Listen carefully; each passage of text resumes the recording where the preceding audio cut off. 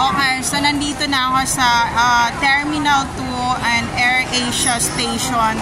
So ito yung view dito. There's a Philippine Airline counter also, as you can see. And also in this side, the AirAsia, and this is the domestic international, and just drop the passenger in Davao kasi meron mga international flight na nag-stop over sa Davao na galing pa sila sa ibang country, open country like US, London, Sweden, Europe, and also Asian countries. So this is what happened here. Just I get the number of my ng aking upuan, and then we will see what happened next. And nakapambahay pala ako. Ayan, nakapambahay ako. Kasi nga, bukod sa meron pa ako ngayong pinapapunta pa ako ng barangay ngayon, malapit sa condo. So, ginawa ko, mas pinili ko mag-fly papunta ng Davao para naman magkaroon ako ng edukasyon, ng civilization, and also ignore those ignorance moment of my life. So, ito yung view dito.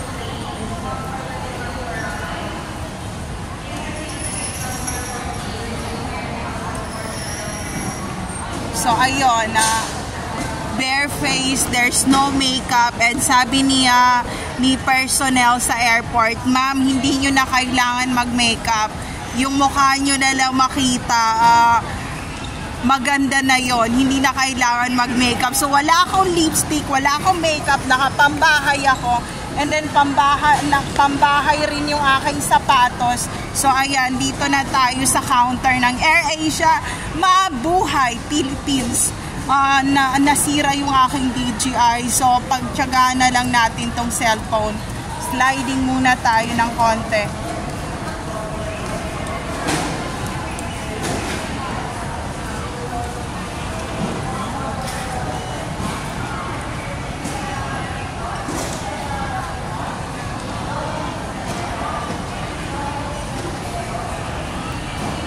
So, ayan, kasi kailangan kong kunin yun, and sinabi ng university na you should get those requirements before you enter in the university, and if you get those requirements, you already enter to the entrance examination as possible, ganun sabi niya. And sabi niya, gusto mo ngayon mag-exam ka na? Sabi ko, wala pa yung mga requirements. Sabi niya, balik ka dito, and pasok ka na sa university. So, ayun, tingnan natin kung anong mangyayari sa buhay ko ngayon. So, ayun, there's no safe place to all targeted individual out there. Take care always, everyone.